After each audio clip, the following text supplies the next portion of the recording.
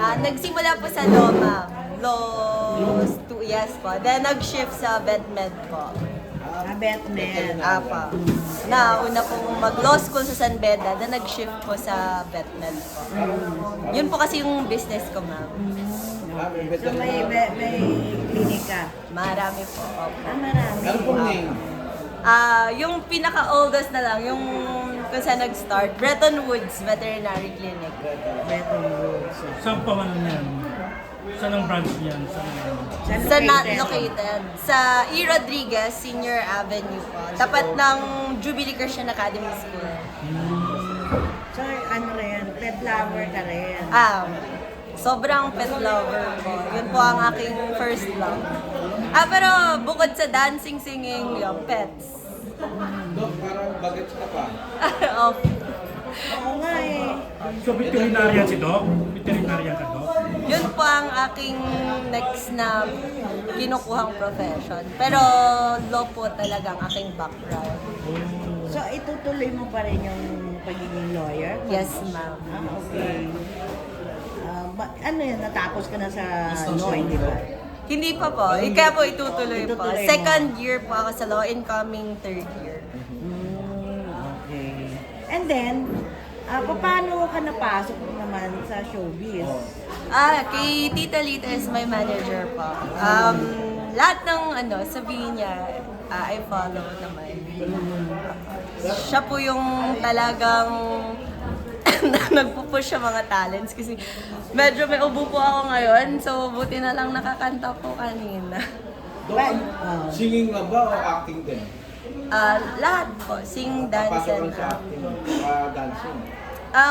mas love ko po yung sing and dance. Before po, pinipasok ko sa acting, pero mas love ko po ang sing and dance. Performer po. So, magkakaroon ka rin ng singer. Yun po yung pinag-uusapan namin ng manager. Paano kanya nakita? Na-discover? Sa fashion design.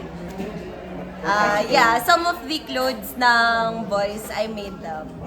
Ang dami mong career. Makatalent. Daming talent. Itong boots, design. Fashion design. Yes, I design clothes and shoes. Tapos designer. Magiging lawyer pa. Magiging lawyer ka. Tapos singer, dancer pa. Pero yung designing isa, kasi syempre dapat comfortable kasi to wear yung mga pangsayaw. So mahilig po ako sa ganun. Parang unique yung style. So sumdon sa mga outfit ng boys, we make them. doon, madam? Ginawa mo ang Halos lahat. I have a partner. Yung puti. Yung puti that was designed by my partner. Yes. yung mga parang Chicago Bulls. Lahat po ng suot nila halos design ng company ko tsaka ng partner ko, Francis Imperial. So may iba Pati ka yung pang- brief actually. Pati yung tema. Alis na kami po. Pati yung iniwan na brief, tapos yung pants na tinanggal. Yun. So may iba ka pang company, yung parang clothes company. Fashion design po. Yes. Okay. Ang bongga mo ng... Pero bakit, panay ang support mo sa Magic Boys? Anong mayroon sa Magic Boys? Bakit nandiyan ka palagi sa tabi? Kasi very close na po ako sa Magic Boys. Opo. Very respectful po kasi sila and iba na po yung naging bond ko sa kanila. So, kung nasaan sila, kung anong mangyari sa kanila, I'll always be there for them. Pero may crush ka ba sa Magic Boys? Ay, wala po. Parang kami magpapamilya dito. Opo, wala kaming relationship Dok, na. single ka po ba? Yes po. I'm So, not pwede. married. Paano kung naman legal side sa kanila? Ay, dapat po, kung ano yung meron sila before noon, i-keep na lang siguro po. For respect din sa mga girls na in relationship with them. Opo. Daddy, respeto rin namin yun. Kahit nagpa-perform kami, we're like family. Ayoko rin po kasing nasisira yung trabaho namin. Kasi pag may mga tampuhan, ganyan, so dapat walang ganun sa trabaho. Dapat ka parang pamilya. Para ko na sila mga kapatid. I'm the only daughter of my parents. So nung nakilala ko sila, para ako nagkaroon ng sang katutak na kapatid. Pati yung mga dancers po actually, I'm very close to them. Opo. So nagpapasalamat ako sa kanilang lahat. na talagang tinulungan nila yung performance gumanda. So, yung Wow! Dok, anong gusto mong types ng songs na kinakanta? danceable tsaka ballad ako. Pop songs, danceable and Sino pong idol yung singer? Local? local. Oh my God, local. Saka bakit? Siguro po doon na lang ako kay Sarah Geronimo. Kasi sing and dance din po siya eh. So, parang kinaya niya mag-sing and dance kahit before hindi siya ganun. Kasi I watched her when she won. So, before she was really more on ballad, ganun. Kaya lang, pag puro ganun, hindi diverse yung mabubore yung tao. So, siguro, para sa performance na ganito, na may audience, mas maganda yung may sing and dance. Pero Doc, sino gusto mo makakolab, if ever? Na ano pa, na singer. Siguro pa si JR po. Yung JR nung araw. Chavo, ay JR Chavo, JR na singer. JR na singer. R&B. R&B. ayun. Yes. Opo. Kasi medyo hindi siya ganun na ano ngayon, pero sobrang galing po niya. So si Parang nasa JR. US na yata. Sa US na po. Si JR nasa US na? Dok, kung magkaka-single ka, anong klase? Tungkol daw po sa buhay ko eh. So, our songwriter draws on emotions. Our songwriter is Johan. So, Johan draws on emotions ng mga tao. So, more on my life story. Parang novel tipo ba? Tipo? Love song po. Baka heartbreak song. In the making na ba yan? Yung song mo? Nag-uusap na po kami ni Johan. So si Johan po magaling siyang songwriter. In fact, siya po yung gumawa ng karamihan sa song ng Magic Boys. Yes po. So, Yung businesses na ano ba yung fulfill na tumakuha mo sa pagpe-perform? sa pagpa-perform, more on ano po. Kasi nakapagbigay ka ng joy sa mga tao. Tapos parang na-hype up mo sila. Nagiging bata sila pag nanonood sila. So, yung mga problema nila, worry sa buhay, nawawala yun panandalian. And then they watch, they enjoy. Tapos yung happiness na nabibring mo sa mga tao, yun po yung pinaka gusto ko sa pagpa-perform. We make people happy. Pero paano ka magkaka-time? Ang dami mong career. Naka-develop na po ako ng staff over time. So, yung sa clinic, we have doctors, a lot of doctors there. And then, sa fashion design, more on drawing naman po kasi ako eh. So, yung execution, yes. So, if I tell them na kung paano gawin, then, nagagawa naman nila na maayos. Then, more on checking. So, madali na lang po pag may mga staff ka na reliable. Pero ano talaga priority mo? Ang priority ko po, dapat diverse. So, Walang diverse. number one na... Wala po. Talaga pong kung ano po yung trabaho, ano yun nandyan, yun po yung kukunin natin. Wala pong pili na ito mas ma-importante. Ito. That you give equal importance to all. Ito na lang, saan ka mas nag-enjoy? Of course dito kasi walang ano eh, puro masaya lang. So doon po kasi sa iba, like for example, the vet business, may mga complaints, ganun. Sometimes you cannot please everybody. Tapos sa fashion design naman, more on pressure. Kasi marami pang designers out there, so they're gonna judge your work. So dito naman, wala, kasi masaya yung mga tao eh. So they appreciate yung ginagawa mo. Yung iba, they don't appreciate them. Mostly they criticize or they complain. So etong field na to, tong entertainment, more on appreciation. So yung thing natin for beauty, more on appreciation. Dok, game ka na ba sa intriga sa showbiz? Ay, opo naman. Kasi part po yun. Actually, kahit anong field, kahit hindi showbiz, ano po, may intriga po. Parating merong intriga. Part po yan ng trabaho. Officially, ito yung debut. Yes po. Ito po yung debut po ng name ko. Yes. So, Pero in baka the ano, future, gusto mo rin magkaroon ng sariling show? Pinaplano na.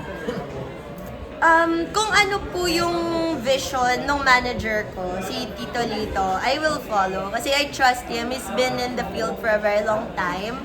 So wherever he directs me, I'll just follow. I'm very supportive of him, his plans. I think he knows what he's doing. He's very smart. So, tsaka siya po yung brainchild ng mga talents eh. Without him, hindi mabubuo yung Magic Boys, hindi malalaunch yung talent ko. So, he's the brainchild of everything. Acting, gusto mo rin pasukin? Kung saan mapapaganda yung entertainment, if I'm needed there, Pero may interest ka rin sa pag-arte? yes naman. Meron naman. paano kung sabihin nila the singing doctor ang Bansag sa'yo. kansan? The singing na, pwede naman po. Opo. Pero gusto kong ihiwalay sana yung profession sa entertainment. Opo. Kasi po yung profession is something very respectful. So, gusto ko siyang makip na malinis. Bakit hindi malinis? Hindi respectful lang entertainment? Hindi naman po, pero syempre may iba tayong identity doon. I can't wear yung mga body exposing, di ba? Syempre dapat medyo decente para seryosohin namin kasi po mga sakit yun eh. So, dapat hindi tayo fun, hindi tayo masaya. Dapat doon seryoso, tapos iniintindi mo yung problema ng mga tao sa mga alaga Pero nila. Dog, ang sexy mo rin at ang flawless mo rin. Thank you, ma'am. Kung may offer ba sa'yo na... Sexy. Oo. Yung sa Viva Max. Nilimit ko na po yung nung pwedeng role doon sa mga friends. Pero hindi po yung magiging kagaya niya na role star of the roles. So I cannot dahil sa profession ko, I have to respect that. More on support. More on support. So, More on supporting role, role. hindi pa sexy. Oh. Limit po yung body exposure. Hanggang saan ang kaya mo? Hanggang 2 lang, gano'n? Ayun, pwede naman po swimwear. Kasi sinusuot din natin yan sa beach show, pwede naman po swimwear. Pero wala tayong Bawal wet look. wet look. Basta naka-swimwear, pwede po yan. Pero hanggang dun lang po talaga. Kung aninag lang ang bundok ng Wet look. gano'n. see-through. See-through ay hindi na po natin kaya. Baka pag hinarap ko na po yung client ko, clients namin sa clinic, baka imbis na yung dogs yung aming pag-usapan, baka iba na po. Dok, marami nagulat na kasi ang alam namin Rob Ginto lang yung babae sa Pilipinas. Kasi sa Katahuli nag-duol ikaw at ang daming humiyaw ng mga fans mo. Ano reaction? Ano reaction mo dyan? Actually, that's the idea of Tito Lito also. Opo. I'm happy kasi nandun yung Magic Boys. So actually, kung nakita nyo yung behind the scenes nung music video, we were just having fun dun sa music video. Yes po. So, masaya po. Hindi lang na-capture lahat ng moments doon, pero masaya siya. Hindi siya trabaho nung ginagawa namin siya. Pero anong feeling na Anong feeling na hinaharanahan po ba nila ako lahat? Ang feeling, nakakakilig, nakakababae siya. Kasi, minsan pag na-focus ka na sa work, nawawala yung mga ganon, nakinikilig ka na, parang na-in love ka, ganon. So, nawawala yung mga ganon kasi more on work. Pero, dahil sa kanila, parang bumabalik yung kilig feeling. Importante yun, na hindi mawala yung kilig Pero feeling yun ng nga, teka tao. lang, dahil nga work. So wala kang time for love. Yes, ma'am. Unfortunately, wala po. Kaya hindi pa po ako, wala pa po, single pa. So, malungkot ba pag walang love? O... Hindi mo po siya may isip pag puro work. Tapos school, work, school ulit. So, sobrang siksik po nung schedule na wala maisip na gano'n. Tsaka siguro po if ever na meron, baka nag-aaway na po kami ngayon Kasi wala dahil kang sa time. opo, dahil sa time. Siguro po darating din doon na dapat i-respect din kasi yung maging partner. So hindi pwedeng kukuha ka ng partner. Dapat supportive sa mga ano mo. Dapat po sinusupport ko din siya. So hindi lang po ako yung puro ako, yung very selfish. So, gusto ko po yung normal na love, Cinderella love story na may support ka doon, may support din siya Sino sa showbiz crush mo? Showbiz crush! Oh my God! Sino ba showbiz crush? Eric Santos! Bakit si Eric? Ang ganda po ng boses niya. Singer eh. So you like singers, mga tipo. Opo. Tsaka na-meet ko na siya personally po eh. Naging client namin po siya sa clinic. And nakita ko po siya, very dedicated po siya sa pet niya. Ngayon lang po ako nakakita ng actor na tumatakbo galing showbiz just to visit yung pet na nasa clinic na alam niya na pwedeng mamatay anytime. So feeling mo ko si Angeline Quinto? Yes, ma'am. Parang nadala niya po sa ibang clinic, late na diagnose. And then, nung nalaman niya, dinala niya sa amin. So, may sakit po ng distemper, canine distemper virus.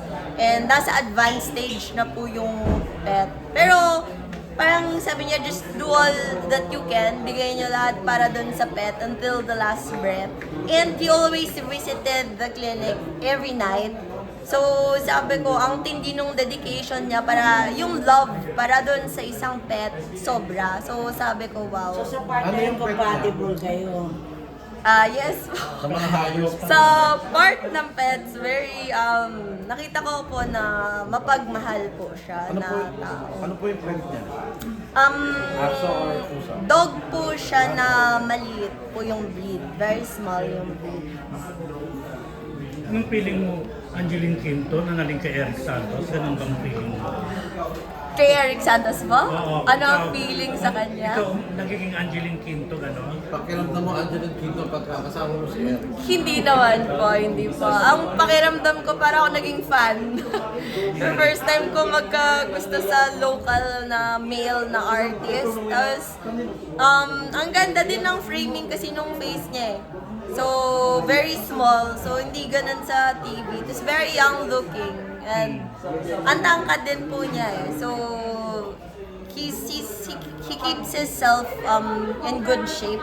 Kaya, gusto ko po si Eric sa Malalaman niya ni Eric pag sinulat namin.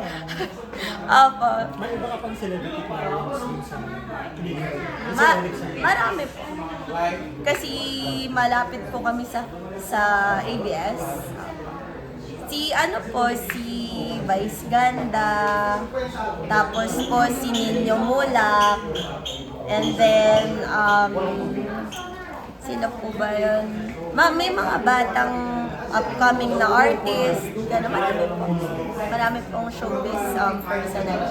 Si Julina Magdangal, tsaka yung husband niya, tapos yung may dimples na kamukha ni Marian Rivera. Si Carla Abellana, apa. Tsaka yung husband niya, nung sila pa. Apa, kasi Mga client mo lahat yun? yes. Ay, bongga. Ano po namulot po sila ng kitten. So, idala nila sa clinic. Habang kumakain sila, nakakita sila ng kawawang kitten. Pinunta po O nila. celebrity veterinarian ka pala. Pwede na yun ang bansag sa'yo. Hindi naman po. Yung iba, napupunta po sa clinic. Pero hindi mo pinupost yung... Hindi po ako ma-post talaga eh. Pero yung kay Eric Santos, pinost ko po yan kasi gumawa kami ng awareness video. So, dahil namatay po yung pet niya, we made an awareness video para hopefully, hindi na mangyari sa ibang mga pets yung nangyari sa pet. Puro social na clinic mo. Hindi naman po, simple lang yung clinic but it's been there for 10 years. Yes, ma'am. So, tsaka may specialization po kasi kami, more on viruses, tapos mga ortho, so, tas mga cancer, mga tumor removal. So, yung mga doctors po sa clinic, nagsispecialize sila.